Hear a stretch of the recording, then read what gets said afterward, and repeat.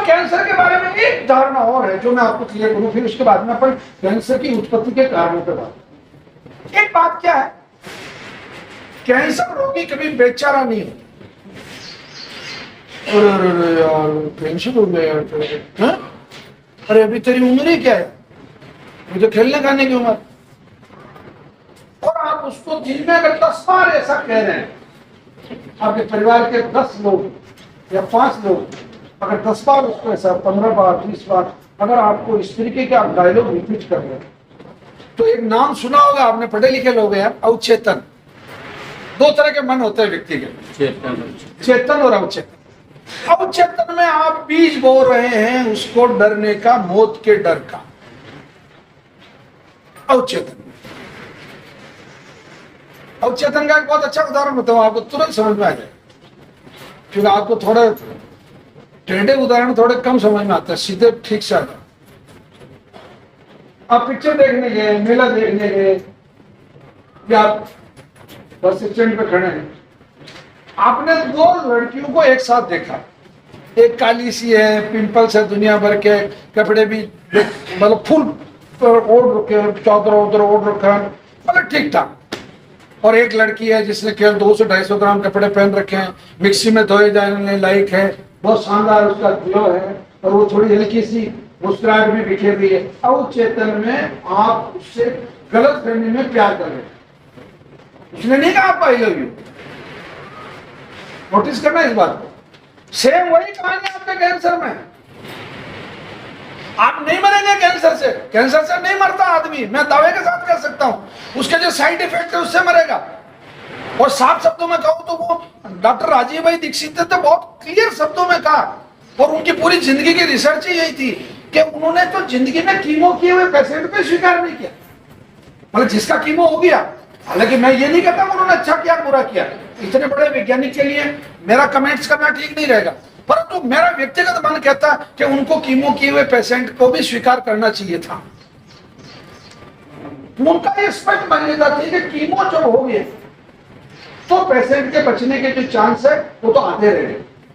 परंतु अब चूंकि विज्ञान बहुत विकसित हो गया, आयुर्वेद ने बहुत ज्यादा डेवलपमेंट किया, नई से नई मेडिसिन इजाद की है, तो निश्चित रूप से कोई डाउट नहीं इस बात में कि कीमो किया हुआ है, अब यार हो गया सो तो हो गया। उसका क्या इलाज है?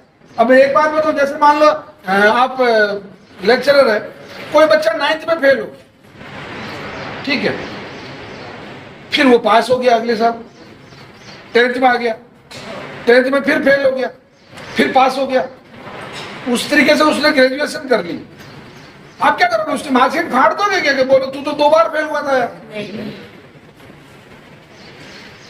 ये बेसिकली ये थ्योरी कि वो हो गया सो हो गया यार, बात खत्म। आप अभी भी बीती थे विसारिए, आगे की सुनी ले, आप अभी भी आप उस पर आ जाइए, हो जाएगा, कोई बड़ी बात नहीं।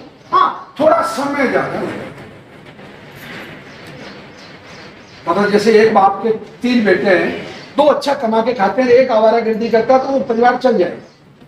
तीनों आवारागर्दी करने लग जाए और तीनों रोजाना शाम को खंबा लेके घर आ जाए, तो फिर वो परिवार नहीं चलेगा। वो सेम कैंसर में यही है कि आप कंटिन्यू कीमो करवाते रहेंगे, कंटिन्यू सर्जरी करवाते रहेंगे, continue MRI, CT scan, PET scan ये करवाते रहेंगे, तो निश्चित रूप से आपको लाभ के चांस कम रहेंगे।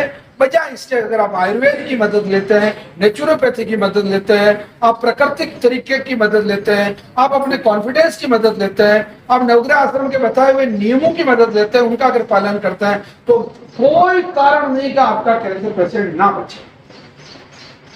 अमर होने की यहाँ कोई वस्तु नहीं, ये और क्लियर कर रहा हूं।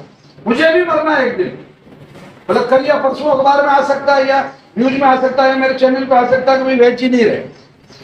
अगर ऐसी वस्तु होती तो मैं तो सबसे पहले लेता। परंतु मैं ये निश्चित रूप से कह सकता हूं कि आपके रोगी को फायदा होगा,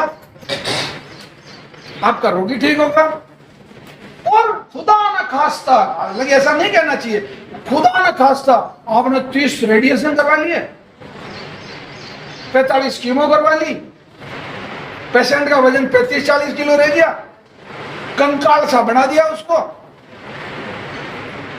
प्रयास किया आपने यार, यहां भी आए आप, दवाई भी लिया आपने, दवाई भी दी उसको, वो ठीक है, पर उसको नहीं बचा।